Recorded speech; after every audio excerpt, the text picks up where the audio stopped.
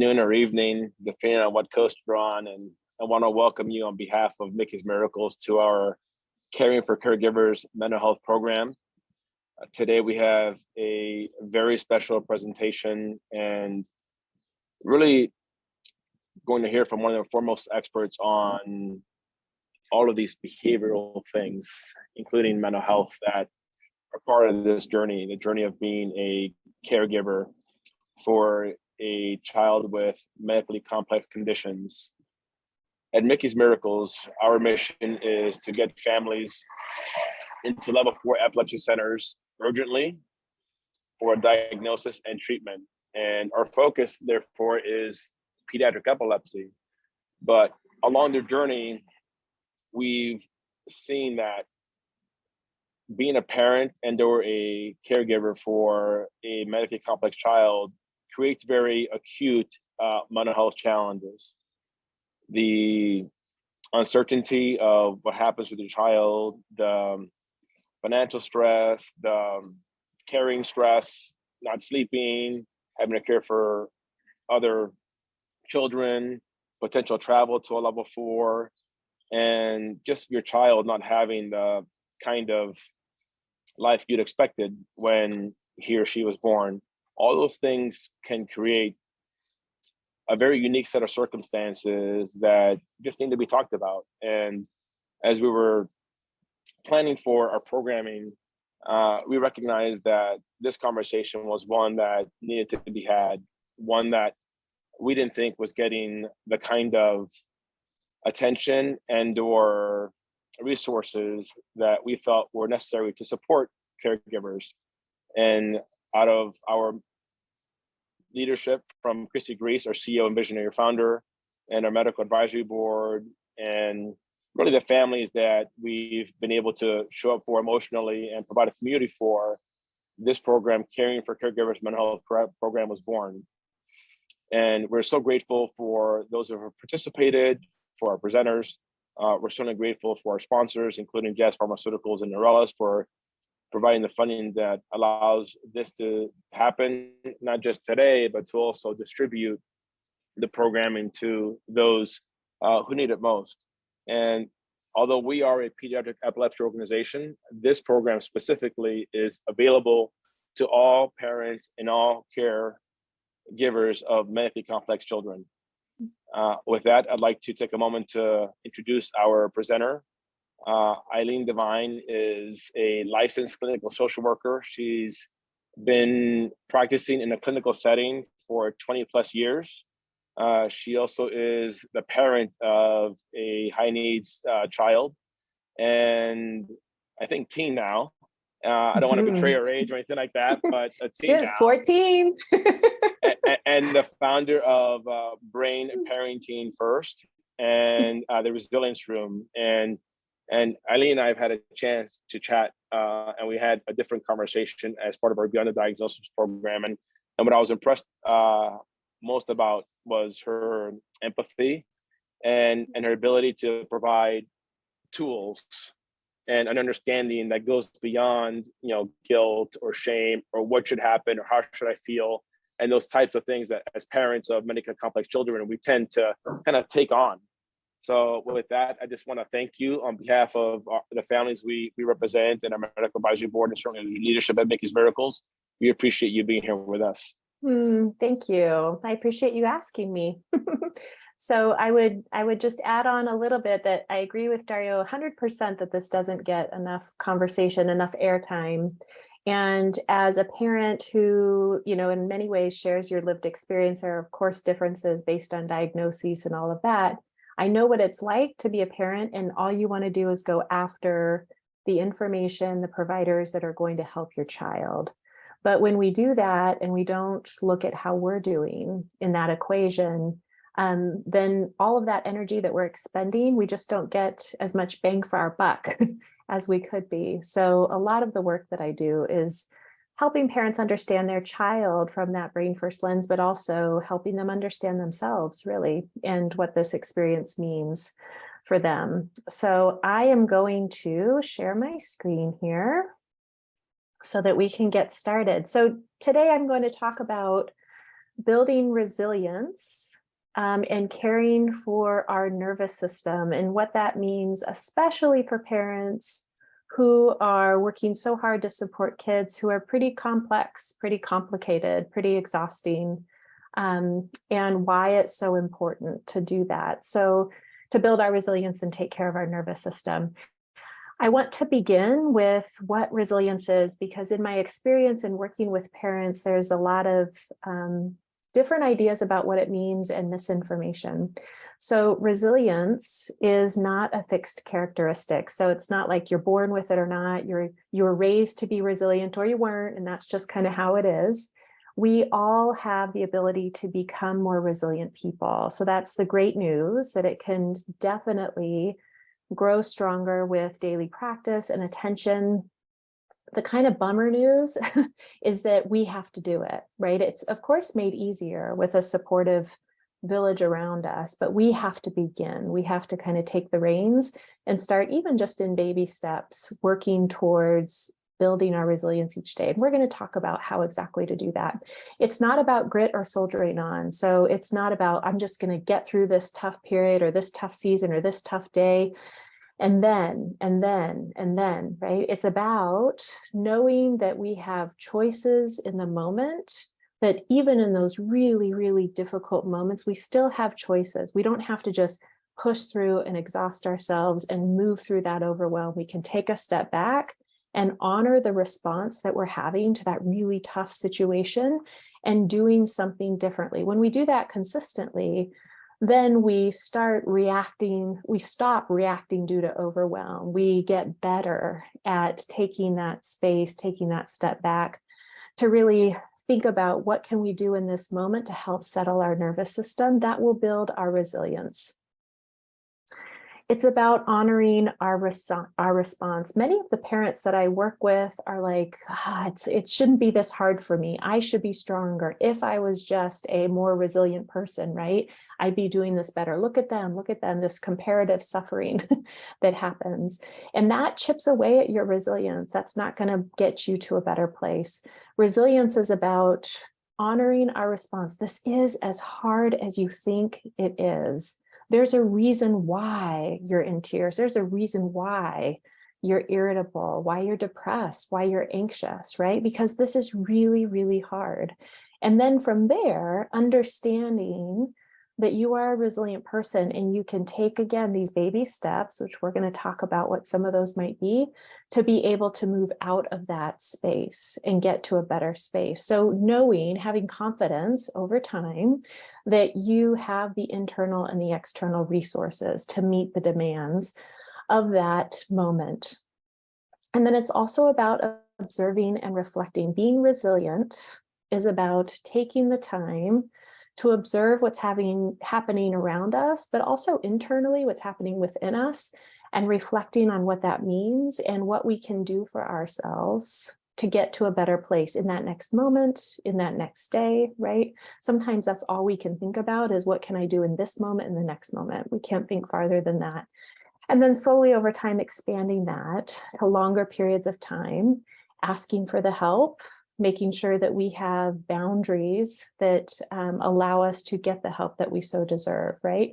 So recognizing when we're overwhelmed, honoring the response, honoring the appropriateness of that response, being aware of when we start to get frazzled or amped up or dysregulated ourselves, so that when we start to feel those small inklings of that, we can do things to, again, settle our nervous system so that that doesn't unravel. It doesn't cause more havoc internally that just makes that moment, that challenging moment, even harder. So that is what resilience is. Now, very quickly, we're going to talk about our nervous systems and what our nervous system does for us generally, and how it relates to parenting, but also parenting in this very unique journey, and why the nervous system and resilience is connected. So our autonomic nervous system is really important. It does all of these really critical things for us, like regulating our bodily functions, our heart rate, our digestion, our respiratory rate, and much more. That's not an exhaustive list. That's why when you start to get stressed out, you start to notice those things in your body usually, right? One of those things, maybe multiple things happen. That's your autonomic nervous system getting out of balance, getting dysregulated. When we're talking about regulation and parenting, that's what we're talking about. How often do we spend our times in that dysregulated state?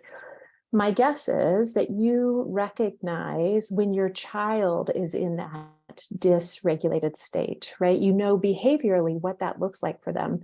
It's not unique to them, it happens to us too, right? So understanding that we too have this fight or flight response, that when we are under stress, it's going to have an impact on our nervous system. Because you are in a parenting situation where stress is higher than it is for other parents, you are going to have to take great care of your nervous system to keep it regulated, right? I want to show you give you another example of how that looks to help sort of paint the picture of our nervous system and why it's so important. So if you think about your brain and your nervous system and think about it having an accelerator and a brake, stress is the accelerator. Stress is not bad in and of itself. It gets us motivated, it gets us moving. Too much stress starts to impact our health and our nervous system in negative ways. So in typical brains, and what I mean by that is people who walk around in the world, of course, experiencing stress, but what we would consider like normal amounts of stress. They have a brake that helps them with that accelerator. So if something really stressful happens to them, they have a brake that kind of swoops in and kind of balances it out, right? So they never get really stressed out and really dysregulated. It's kind of just this up and down that we would expect to happen through life. In dysregulated brains and people who have been exposed to long periods of high levels of stress, stress begins to have this more accelerated response, okay? So it could be small things provoke big responses. My guess is that you can think back on times when maybe that's been true for you. I know that there's times where it's like the straw that broke the camel's back for me. And I think like, whoa, I think internally that was a big reaction for not a very big deal, like get a hold of yourself, right? So we're just human for having that happen. I want you to understand that that's about your brake being on all the time and not having, or your accelerator, I'm sorry, and not having a brake that helps balance that out, right? When that happens, when you're under all of this constant stress and there's no release, it chips away at your resilience. Cortisol is released. Cortisol impedes your thinking brain and has all these other physical complications involved in it, which we're not going to get into today. But it impacts your physical health, it impacts your mental health, depression, anxiety, not being like literally not being able to get out of bed in the morning, those sorts of things. And you can kind of stay stuck there, right? That's your nervous system being just weighed down by the stress and not being able to get back into balance. So brains that are impacted by that toxic stress, that prolonged stress, they end up having this much smaller window of tolerance for stress over time. So over time, the smallest things start to feel even bigger, even more stressful, have bigger responses, right? This happens with our kids too, who have fragile nervous systems. But again, it happens with us as the parents, unless we do things to build our resilience and heal our nervous system so that we aren't in this place of dysregulation all of the time, right? So none of us are perfect. We are going to get dysregulated. We are going to get out of balance. That's just part of the human condition. So that's not the goal. It's to be able to recognize where you are right now and then work towards spending more of your time in a regulated, balanced state. And that is all a nervous system function. So how do you know if you're regulated? If you're able to stay in the present and not future trip, oh my goodness, this is happening right now. What's it going to be like tonight or tomorrow or 5 years from now or when they're an adult, right? Being able to stay in the present, staying grounded. So anchored in the here and now, not leaving you, like disassociating, right? That happens when people are under prolonged stress, they leave their body so that they can basically shut down, even though they're physically present, to be able to manage that stress. Staying connected to ourselves. So understanding what is happening in your body, recognizing your thoughts, those thoughts that are on repeat, staying connected to your child in that challenging moment, right?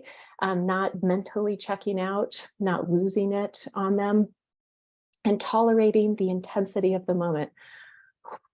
This is as hard as I think is. Man, this is tough, right? Oh, I really wish this wasn't happening right now. And also, I know that we will get through it. I know I have the resilience. I know I have the resources to manage this, right? Being anchored in the here and the now. So I want to, before we end here, I know we've got about another 10 minutes to talk about what do we do to build our resilience, and then we're going to take some questions. So you may want to get a piece of paper and a pen. You don't have to, but there's some pieces that I want to bring to your attention and then have you think about as we go through this list. So what does the research show us in terms of what can build our resilience just as people, right? Not specifically as parents, but of course it applies to us. What actually is worth our time is what we're getting at here. And when we're talking about building resilience, we're talking about healing our nervous system, right? So that we can be in balance, be in that regulated state. So the research shows that providing yourself with grace and self-compassion is the best place to start in terms of building your resilience. The good news is that you can do that. Each of you is capable of doing that. I know it may not come naturally to many of you. I think some of the parents that I work with are incredibly hard on themselves, and giving themselves self-compassion in those challenging moments is not easy. I would encourage you to think about how can you do that in moments a day? How can you make it a regular practice, right? Understanding that this is the human condition, to have these things happen that are hard to us, that we react, and what do we do to soothe ourselves as we would a friend, extending compassion to a friend. How would we turn that inward? So this is the first thing. There's two more that I want to share with you that the research highlights in big ways. And then I want to give you a moment to just think about, of those three, which one of those can you begin doing today, right? Tonight, once we're off this call, right? Because they're that easy. They're that easy to begin. And again, the research supports that they really do make a difference. So the next one is move your body. So I know that exercise has a negative connotation for some people, for lots of different reasons. It's maybe not enjoyable, not something that comes naturally to you. And so I want to be clear that that's not only what I'm talking about. If that is what you love to do, wonderful, amazing. That is, of course, moving your body, but it doesn't have to be just that, right? It doesn't have to be running and even going for a brisk walk. That's wonderful. It doesn't have to be that. It could be waking up in the morning and stretching. It could be doing some yoga. I had a parent that I was working with, and where we started with her was she would, before bed and then first thing in the morning before she even got out of bed, she would work on constricting and letting go of all of her muscles, starting with her toes, and then working up her body as much as she could. It was a mindful exercise for her, but it was also movement of her body. And then we went from there in terms of how could she move and get more range of motion in her body. When I think about the stress that you all are under, right? I understand it intimately. I want you to envision it settling in your nervous system and it just staying there until you move your body to work it out of your system, okay? That's a really motivating visual for me, at least. Breath work. That's the third thing that research highlights in big ways that can down-regulate our nervous system faster than almost anything else. So this could be meditation. This could be prayerful breath work, whatever you're inclined to do, whatever kind of sounds most meaningful to you. But there are free apps that are out there that will help you go through breathwork exercises that are a minute long. Okay, so if you feel uncomfortable, you're not sure like where to start, if it's a new foreign concept to you, I would encourage you to check out those apps. Don't pay for them because there's lots of free resources out there to help you move through 1 minute, 2 minute kind of exercises and see where that takes you.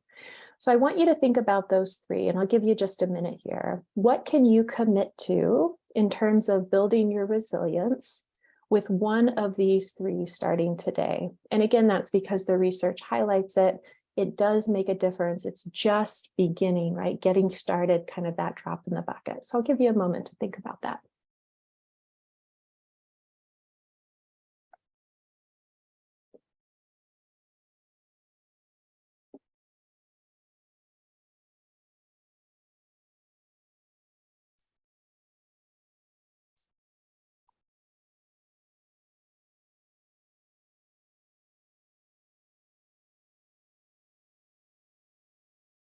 All right. Hopefully you have made a commitment to yourself, focused on one of these three. I'm now going to move into some other resilience building activities that you can take. And I would encourage you to pick one from this list too. There's research, again, that supports the ones that we're going to go into here. They're not just my ideas.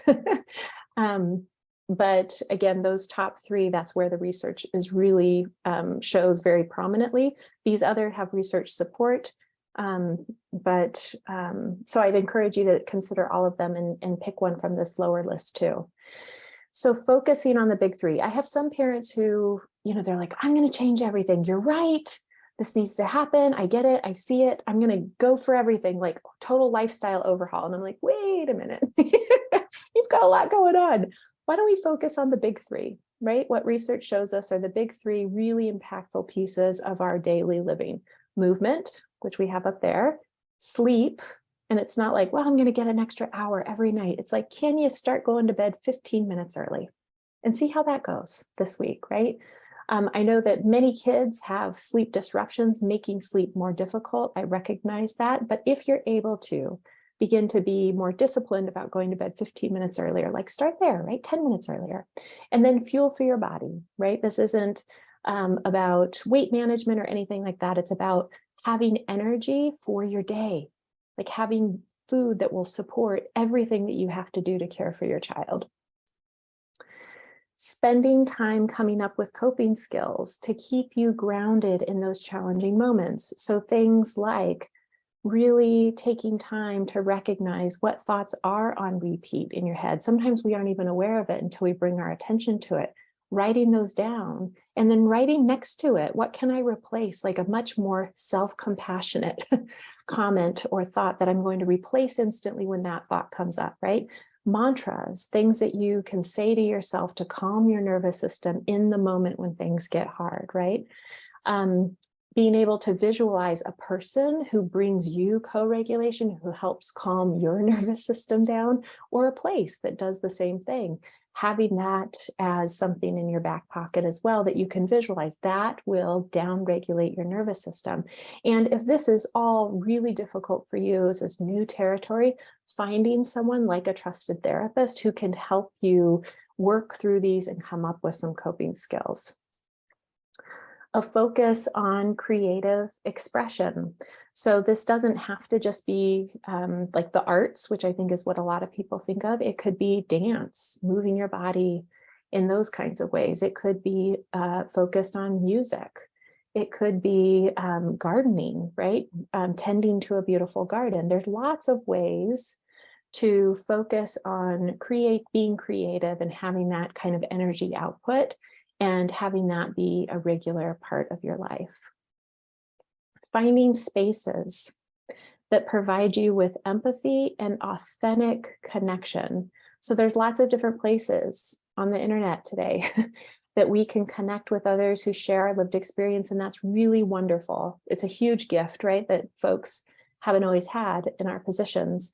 What I would say is just to choose your support wisely. Make sure that it is authentic connection, that folks are talking about resilience, building resilience. How can I get you to a better place, rather than just the venting and nothing else alongside of it, okay? That's really important to recognize. Choose your support wisely and spend more time with those people, right?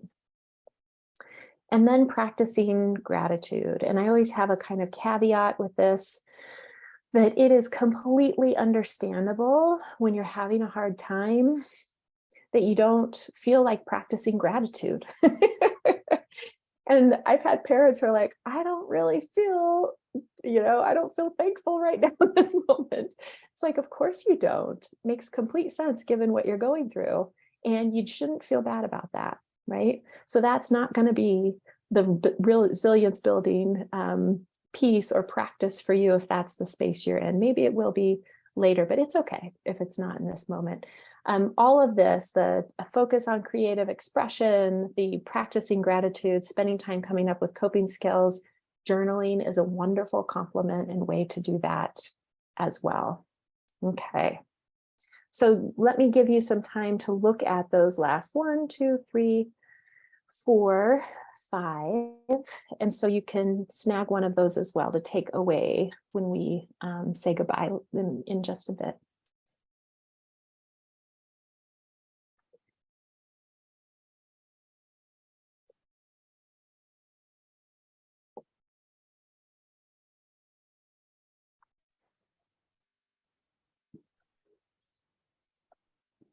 Eileen, is it okay if I introduce a few of the questions that we Yes. fielded? Yeah, let me just go to this last slide for folks so they can look at it while we're talking. This is a self-care template. It's a weekly self-care template that I wanted to give folks. It's about resilience building. I took ideas from parents who shared with me what builds their resilience, and I put it into a template so folks can use and fill it out every week if you'd like. So I just want to leave that there so folks can note that too. And you can download it online at that link there. So yeah, I would love to hear the questions. That's wonderful. Thank you for posting. I was going to ask you where can we find you, and where can Yeah, our audience members and those who are going to view it online no find problem. you to learn more. So thank you. So I think one of the first question is something I experienced in my own life, so I resonate with it strongly. And the question is, I noticed that at the end of the day, my ability to be patient is diminished. What are the 1 or 2 things I can do either throughout the day or even at night so that I have more energy to deal with the bedtime routine? Whew, I understand that intimately. Much better in the mornings. So it's great that you recognize when it's hard, that you recognize the pattern, right? You recognize the pattern. And so what do you need to do? Yes, earlier in the day to basically mentally and emotionally and physically prepare for that routine, right? The other piece that I'd mentioned, not everyone is in a parenting partnership, but if you are, and the division of labor has just always been one way, like I always do bedtime kind of thing, to think about that as well. Can you get some help? Can you get some relief? So what builds your resilience and helps you feel, just like we were talking about, more in balance? Buffering up with that before you head into this stressful time, and recognizing in that experience of bedtime what starts to get that visceral response going in you, so that like, okay, it's gonna come. Like, it happens every time, it's gonna come. What am I gonna do when it comes so I can stay regulated? The breath work, the mantra, right? Taking a deep breath, because it still needs to happen, right? Your child still needs that support. So it's all about what can we do to kind of buffer that for ourselves and make it through a little more unscathed. Yeah, I remind those who are watching right now, you can post your question in the comments in the chat, and I can present those questions to Eileen while I give the existing participants a chance to do that. We'll go to the next question that we fielded from social media. I often feel the most stress when I start thinking about my child's future. I can handle the right now, but thinking about sending my child with needs of his nature into the world frighten me. What can I do? Yeah. Yeah, I'm sending, whoever posted that, I'm sure folks listening can relate. I send you so much compassion, because I think we have all been there before. You might remember from one of the slides, it talked about what gets us dysregulated, what gets us out of balance. And I think the first one there was future tripping. And that's what I mean by getting outside of this moment and going years ahead and catastrophizing, right? And I say catastrophizing because I'm not saying you're exaggerating what might be. You probably have a really good sense of what might be, and that's where your fear comes from. But that balance of being able to not have our head in the sand, because we need to be able to plan for when our child gets older in adulthood, but also know I have the internal and external resources to weather that when it comes. Right? I'm going to do the best I can to plan thoughtfully for that, but I'm not going to get ahead of myself emotionally, because when the time comes, I've got this. I can figure it out. I've made it to this point and I'm going to be okay then too. Right. So again, I think it's a lot of community, a lot of self-talk, understanding, like reining yourself back in when you start to feel yourself spiraling into that future tripping place. Yeah, that's really good. I appreciate that. My son was diagnosed with autism, very early on. And I mean, he was 2, and I was already thinking about when he was 5 as a student, thinking about, what he was going to be like as a teenager or an adult, or all those kinds of things. Yeah. When the reality was, if I grounded myself in presence, hey, we caught this early. We know what the diagnosis is. We have the resources to get him the support he needs, and if I had done that, I could have eliminated, a ton of that anxiety and a ton of that stress with what you call, which I've never heard this term before, future tripping. Yeah. Oh, yes. No, I've been there before too. I remember a family member, my daughter's 14, saying to me when she was 3 or 4, do you think she'll ever live alone?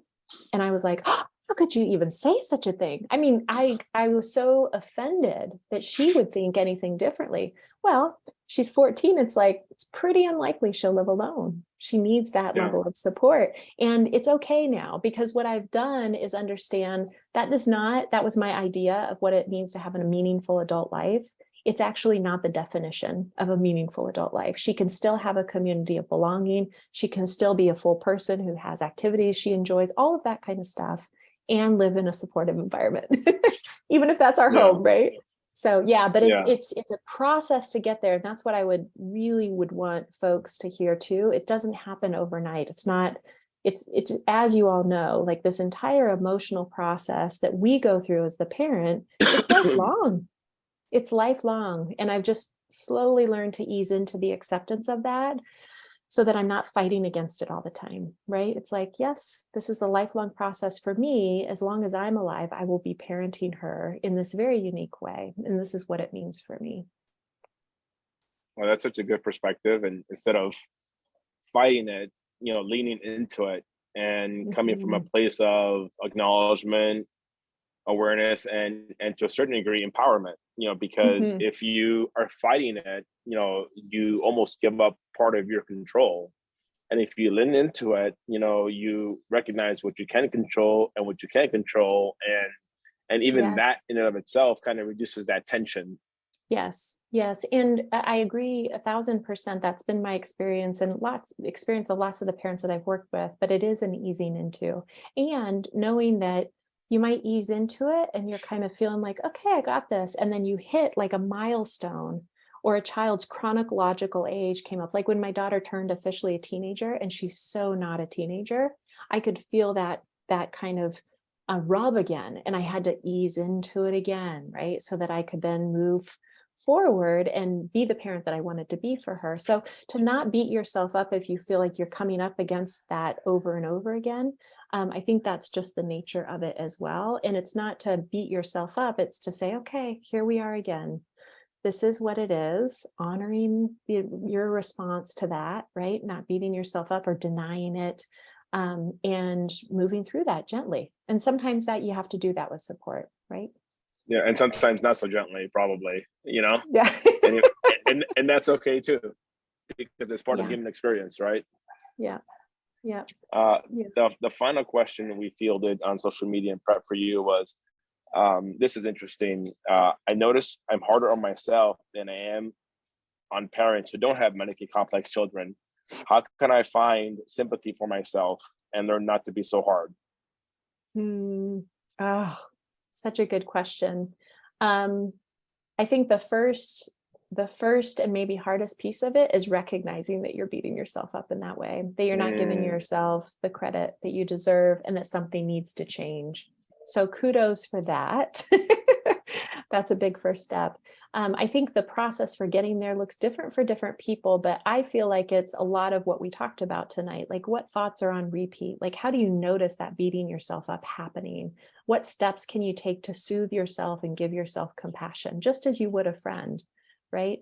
What people are trusted in your life where you can voice these thoughts to them, and so it's, outside of yourself then, and they can give you the loving and encouraging feedback that you need to start shift, right? But being gentle with yourself the whole way through, right? We don't get anywhere by criticizing ourselves and beating ourselves up. It's a really, really hard thing that you're doing. So being gently with yourself in the process. And I think to add to that, I think the idea of, this is something that's worked for me in the past, comparison is kind of the enemy of joy. Mhm. And gratitude is the sister of joy. Mhm. Like, if we get caught up in comparing our situation to others, Mhm. I think that's a dangerous and a slippery slope, and that's Mhm. such a easy thing to do with social media and everyone putting out their best life and their best Mhm. experience and their best vacation and these cool quotes. And it's easy to get caught up in, oh, my life is very different. I can't go on that trip. I can't Mhm. have that kind of job. I can't Mhm. go to that type of concert. And you start to compare. And for me personally, when I start to compare, it's been challenging for me. And it brings up all kinds of self-doubt and self-criticism and negative Mhm. thoughts. Yep. And now when I kind of feel that coming up, I do my best to sit in gratitude and list maybe 1 to 2 or 3 things that Mhm. I can be grateful for, because it gets me Yes. present and it gets me out of that comparison. And I think, that's something to factor into this thing too, because, all our lives are different and we're all challenged by different things. And social media may not reflect everything that's going on behind the scenes for people. Mhm. And your journey, speaking to the folks at home, your journey as a parent of medically complex child is very different from that of a parent that doesn't have the same circumstance.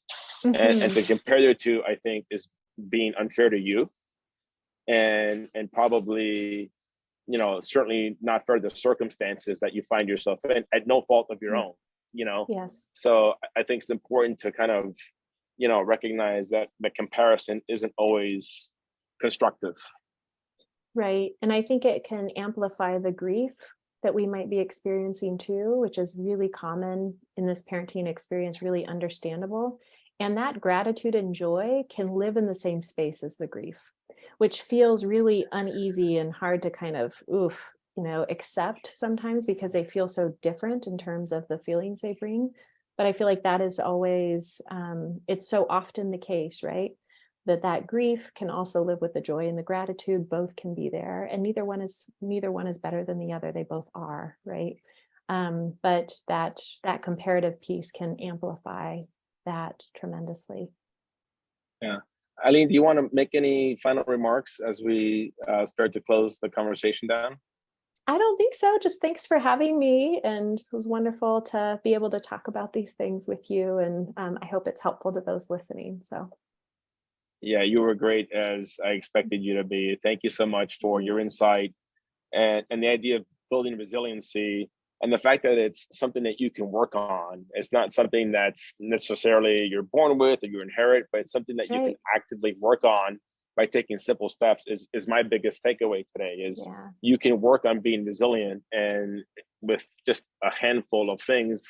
You don't need a wholesale change or a new diet or do this or Right. do that, but just small changes can make incremental impact that add up to building resiliency. And I think Yes.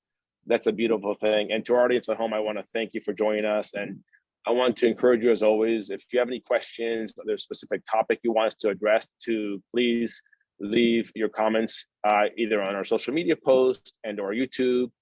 You can certainly contact us through our website.